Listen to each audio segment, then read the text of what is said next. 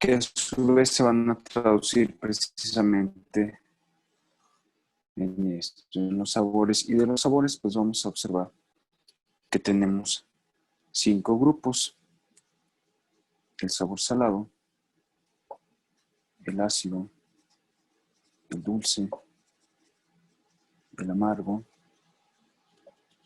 y el descrito más recientemente, el umami. Bien, entonces una papila gustativa pues va a estar conformada, ya dijimos, por un conjunto de células, pero vamos a ver cómo es que se dan. Bien, entonces estas papilas pues van a estar distribuidas, supongo que esto es una lengua, aquí en la lengua, y las va a ver de diferentes tipos en la porción. Bueno, van a estar ubicadas en el dorso de la lengua, obviamente, y en la vamos a tener un tipo de papila que denominamos papilas circunvaladas o circunvaladas. Vamos a tener unas porciones laterales, las papilas filiformes,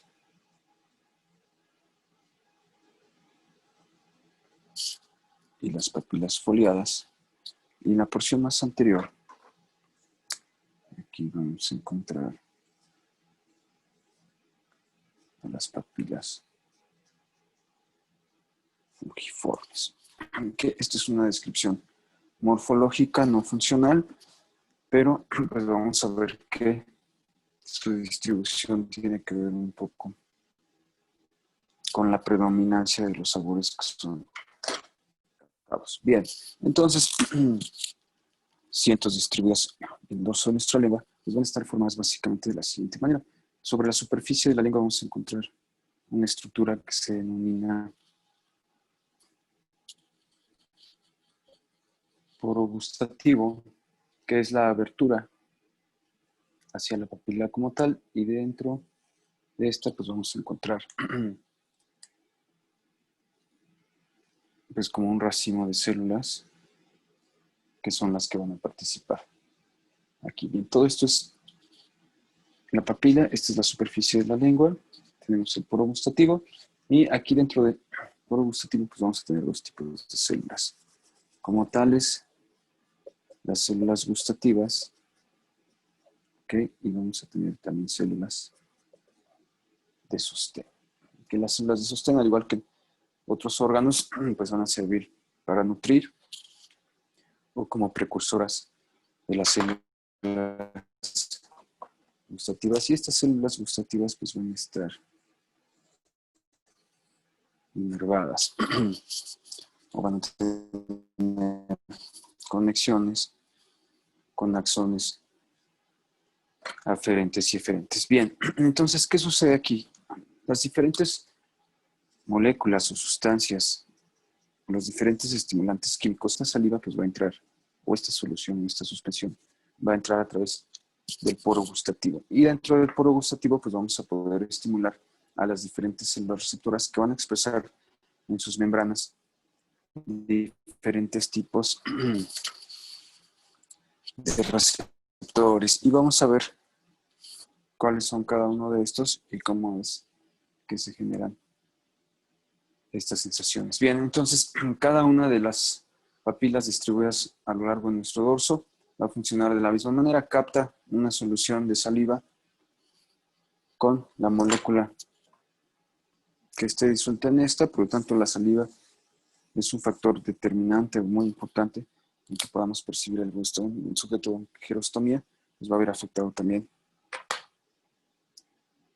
su sensibilidad gustativa. Bien, entra la solución y ahorita vamos a hablar de los canales. Dependiendo del tipo de canal que sea estimulado, pues vamos a provocar un sabor distinto. Bien, entonces vamos a ver cómo sucede. Dijimos que entonces tenemos 5 sabores, por lo tanto vamos a tener por lo menos 5 receptores. Vamos a hablar del primero. Entonces, estas células receptoras que vimos dentro de la papila, pues van a expresar en sus membranas diferentes tipos de receptores. Entonces vamos a suponer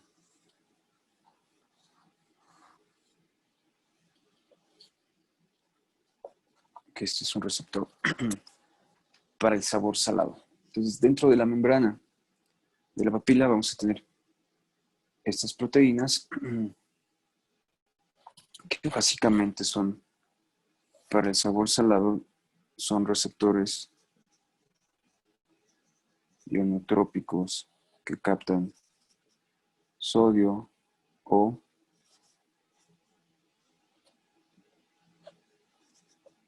cloruro de sodio y que forman canales también para el propio sodio. Entonces, se pega aquí el ligando, que puede ser cualquier molécula que contenga sodio o, de preferencia, el cloruro de sodio, y esto va a generar una corriente entrante, y esta corriente entrante también va a ser de sodio. Por lo tanto, el efecto del sabor salado sobre estas papilas o sobre estos receptores o sobre estas células es una despolarización.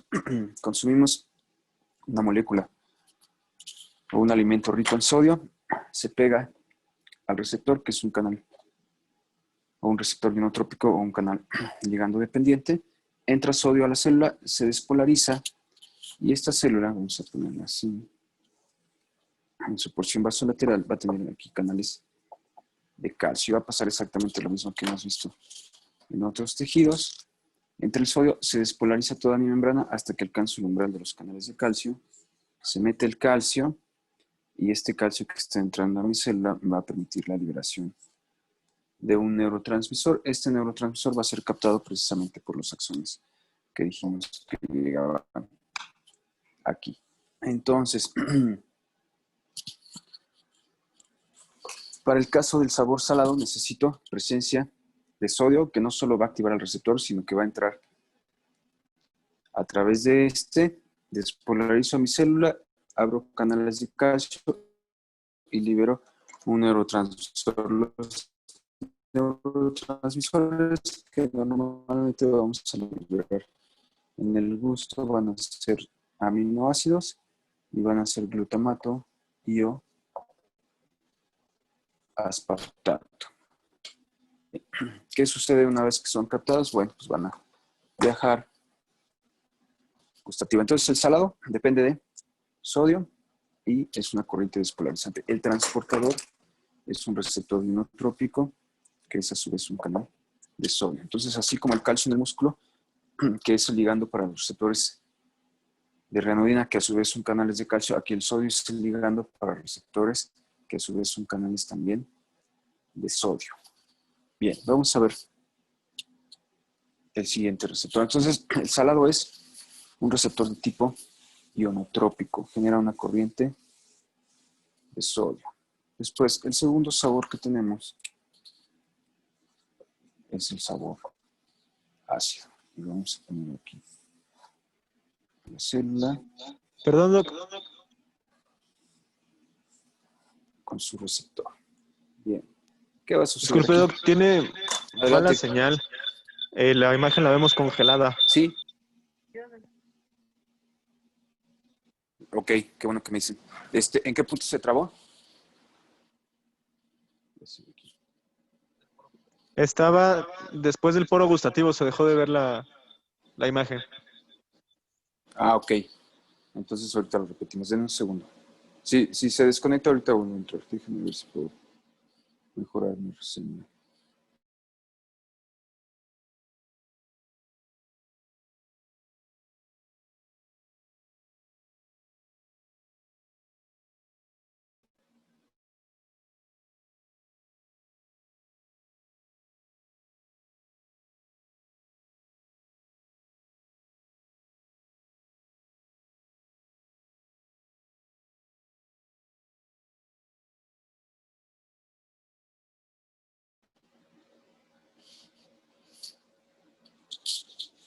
¿Me escuchan? Sí, ya se escucha. Okay. ¿Y ya se ve la imagen? Mm, sí, Ok, pero se ve bueno, se ve borrosa. ¿se ve borroso?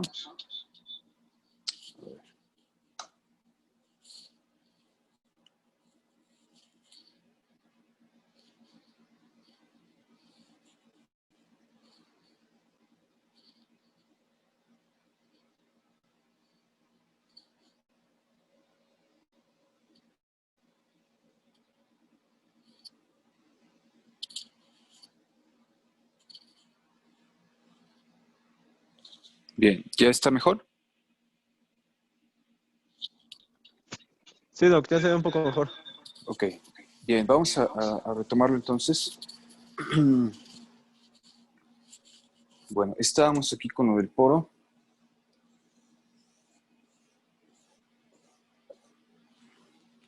Bien, decíamos que las papilas están conformadas de la siguiente manera. Tenemos el poro, que es esta estructura, esta es la superficie del dorso de la lengua. El poro, que es este, a través del poro entra la saliva. Y aquí dentro vamos a tener a las células receptoras y vamos a tener otras que son células de sostén. ¿Ok? Las células receptoras pues van a expresar en sus superficies diferentes tipos de canales y receptores dependiendo del tipo de papila, si es fungiforme, filiforme, etc. Bien, hablábamos del primer sabor, que es el salado. ¿Ok? Y dijimos para el salado lo siguiente. Tengo aquí mi célula. ¿Ok? Receptora. Y van a expresar en su superficie, para el sabor salado, las papilas que captan el sabor salado, que son las fungiformes, ¿ok? Van a expresar en su superficie un canal ligando dependiente de sodio. ¿Ok? Su ligando va a ser el sodio y el mismo sodio va a entrar a la célula. Entonces, en presencia de moléculas o de sustancias ricas en sodio y o en cloruro de sodio, se va a activar este canal, entra el sodio, el voltaje de la célula sube, se despolariza, y ya sabemos que cuando despolarizamos estas membranas, vamos a abrir en las porciones vasolaterales canales de calcio. Entra el calcio y este me va a permitir la liberación de un neurotransmisor. El mismo mecanismo que hemos analizado para la exocitosis de neurotransmisores, hay un complejo SNAR, etcétera, se activa, se libera el neurotransmisor, este va a ser glutamato o aspartato. ¿Ok? Entonces, para el sabor salado necesitamos un canal de sodio. ¿Ok? El sabor salado se capta o se transmite a través de receptores ionotrópicos. ¿Queda claro esta parte? Es lo que habíamos mencionado. Sí, Doc, Para mucho mejor, pasar a la gracias. siguiente. Ok, gracias. Bien, entonces, el sabor salado depende de un canal ionotrópico. Tanto el ligando como la corriente son de sodio. Entra sodio, se despolariza. Esta despolarización abre canales de calcio y me permiten la liberación de glutamato o aspartato. Y esto pues va a estar captado, obviamente, por un axón. Aquí vamos a tener axones que van a llevar la señal. Para el sabor salado y las papilas fungiformes, estos axones van a pertenecer al séptimo paracraneal, al nervio facial, a la cuerda del tímpano. Okay. Entonces el sabor salado se transmite a través de estas fibras, okay, y va a ser captado por las papilas fungiformes que están predominantemente en la porción anterior o en el ápex lingual. Bien, el segundo sabor que tenemos es el sabor ácido. Okay. El ácido, al igual que el salado, se va a transmitir o se va a captar a través de receptores ionotrópicos. ¿Pero qué van a captar estos receptores? Pues van a captar protones, que son los determinantes de la acidez.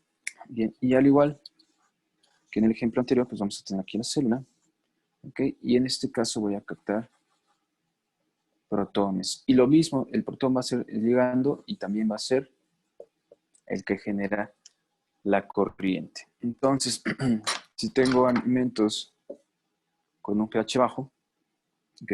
Estos protones se van a pegar al canal, se abre el canal, entran los protones a la célula y van a provocar una despolarización, que aumente mi voltaje por sus cargas positivas. Y va a pasar exactamente lo mismo. Esta despolarización me abre canales de calcio, entra el calcio y me permite la liberación de un neurotransmisor que van a ser los mismos, aspartato y glutamato. Entonces tenemos dos sabores que se transmiten o que se captan a través de receptores de tipo ionotrópico. ¿Qué va a pasar con estos dos? Bueno, necesito que mis alimentos o lo que sea que estamos ingiriendo sean ricos en los iones que van a generar corrientes despolarizantes. En este caso, sodio para el salado y protones para el ácido.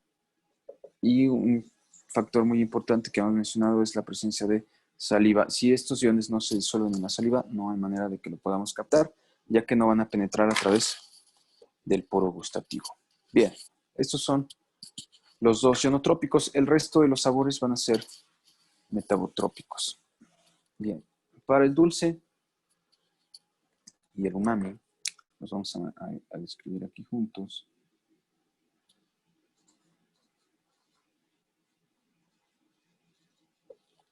El dulce y el umami. Bien, estos van a estar captados principalmente también por pupilas fungiformes, pero a través de receptores de tipo metabotrópico. Entonces está aquí mi célula, está mi receptor metabotrópico, que ya sabemos sus elementos, su proteína G y su enzima. Bien, en el caso de los sabores dulce y umami, bueno, se van a pegar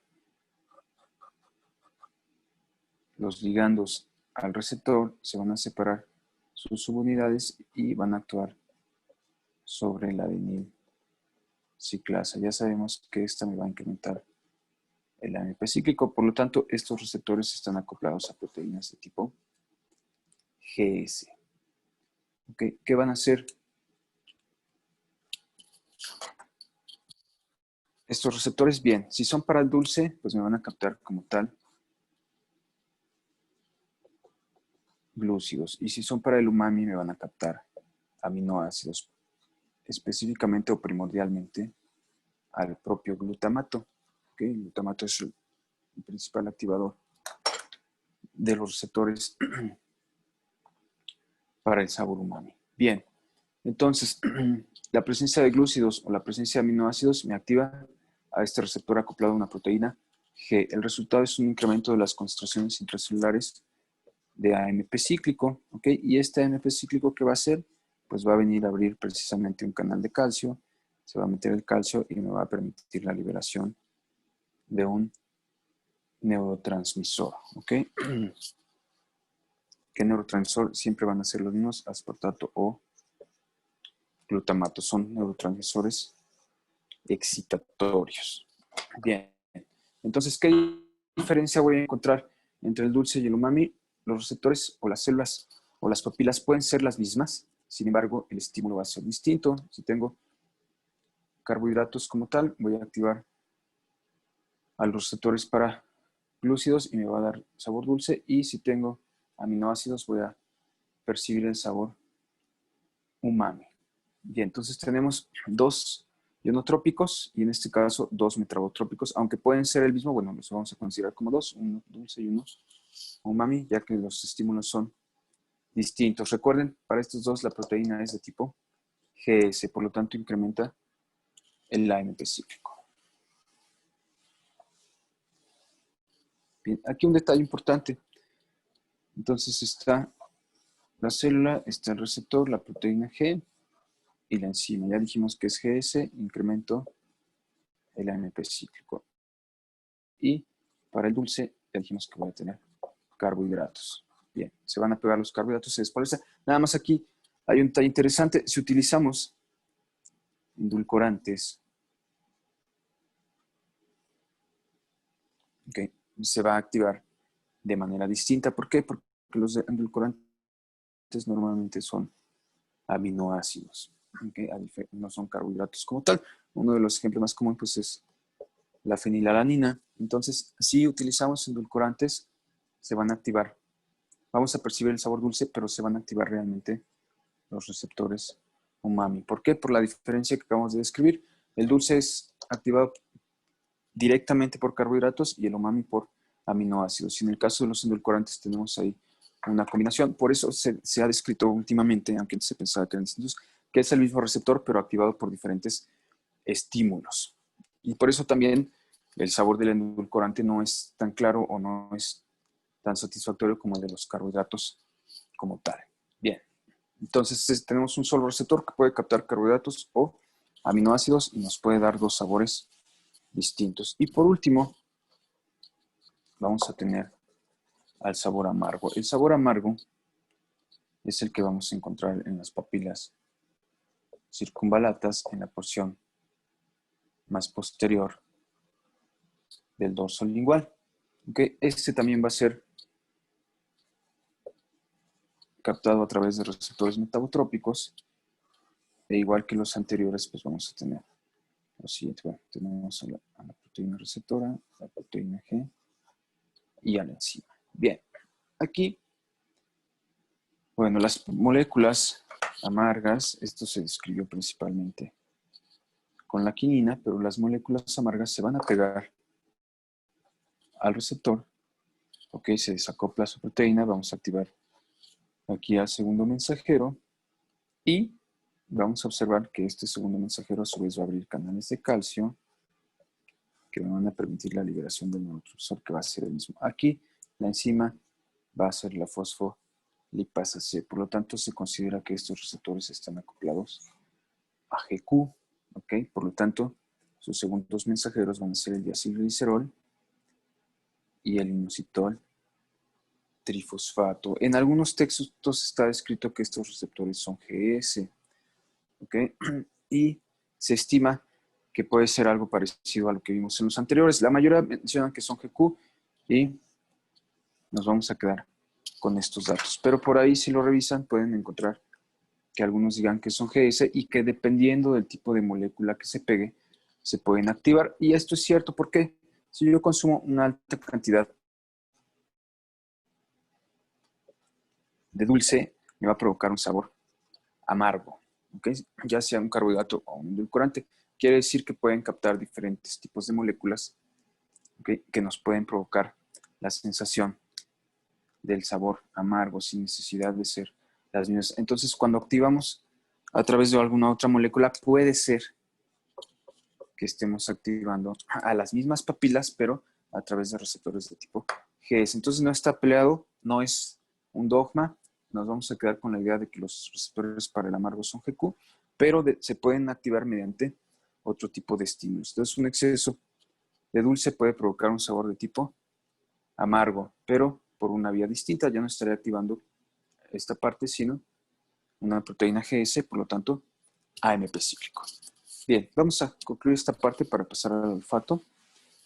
Y vamos a ver lo siguiente. Está descrito aproximadamente desde los 70, creo que 1974, el mapa de distribución de los sabores en la lengua, ¿ok? Donde nos dice que aquí, que las circunvalatas nos van a captar el amargo, que aquí vamos a captar el dulce, aquí vamos a captar el salado, aquí vamos a captar el ácido, y aquí en medio el umami. Bien, esto a últimas fechas se considera, si no un mito como tal, pues ya muy impreciso, ¿ok? Y lo que acabamos de describir pues nos da pauta a pensar que todos los sabores se pueden captar en toda la lengua, aunque sí hay predominancia de algunas zonas. Esto es predominantemente dulce, predominantemente salado, ácido, amargo, pero aquí puedo captar salado y dulce, aquí puedo captar ácido, etc. ¿Okay?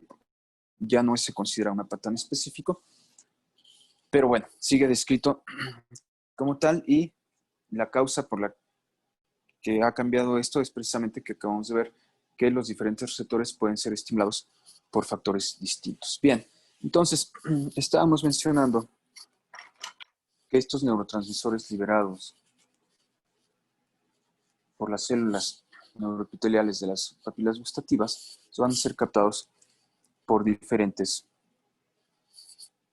axones. Entonces ya dijimos, las papilas fungiformes van a transmitir a través del facial y el resto de las papilas van a transmitir a través del glosofaringio. ¿A dónde va a llegar esta información? Bueno, pues obviamente esta información pues nos va a llegar al tallo cerebral. ¿Ok? ¿A dónde va a llegar en el tallo cerebral? Bueno, pues vamos a ver que tiene diferentes relevos. Va a llegar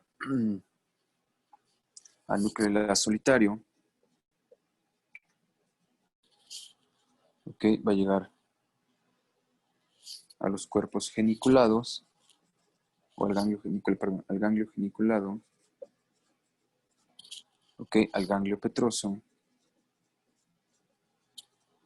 y va a llegar también al ganglio nodoso. Entonces sale la información aquí de mis papilas y es captada por mis axones del séptimo y del noveno pares craneales y va a ese relevo aquí y en el núcleo de las solitario. Y de aquí, bueno, pues vamos a tener diferentes situaciones. ¿Ok? El sabor tiene diferentes componentes. Obviamente nos va a llegar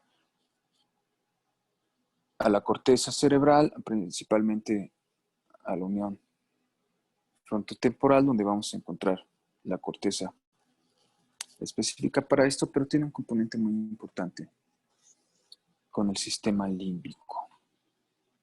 ¿Okay? Y este sistema límbico nos va a permitir darle un componente afectivo a los sabores y nosotros podemos evocar diferentes situaciones, diferentes experiencias a través de los sabores. Y es por eso que es importante su componente límbico. Bien, entonces a nivel cortical pues va a llegar a la ínsula, donde vamos a encontrar precisamente esta función. Vamos a ver que llega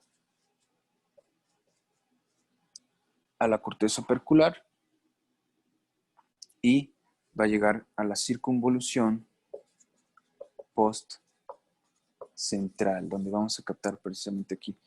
Este es el componente principalmente sensitivo y este va a ser más límbico. Bien, fallas en nuestra transmisión gustativa, pues sí tenemos la disgeusia y la geusia, que puede estar dada por diferentes causas, ¿ok? Las más comunes pues son causas, podríamos decir, periféricas. Una de ellas sería la gerostomía, ¿ok? La otra sería la afección de los receptores como tal, por el abuso de algunas moléculas como el tabaco, ¿ok? Y el abuso también en algunos sabores, ¿ok? Estos receptores, al ser quimioreceptores, igual que los olfatorios, son saturables. Entonces, si consumimos en exceso una molécula, nos pasó a todos de pequeños, comíamos demasiado dulce y llega un momento en el que dejamos de percibir el sabor dulce. ¿Por qué? Porque al ser quimioreceptores son saturables. ¿Okay? ¿Qué otras causas nos pueden afectar? Bueno, pues algún trastorno de las glándulas salivales, de los conductos salivales, ¿okay? Trastornos colinérgicos también, o autónomos, etcétera.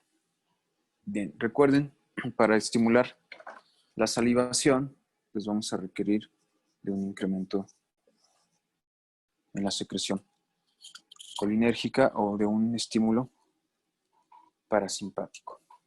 Bien, ¿dudas con esta parte?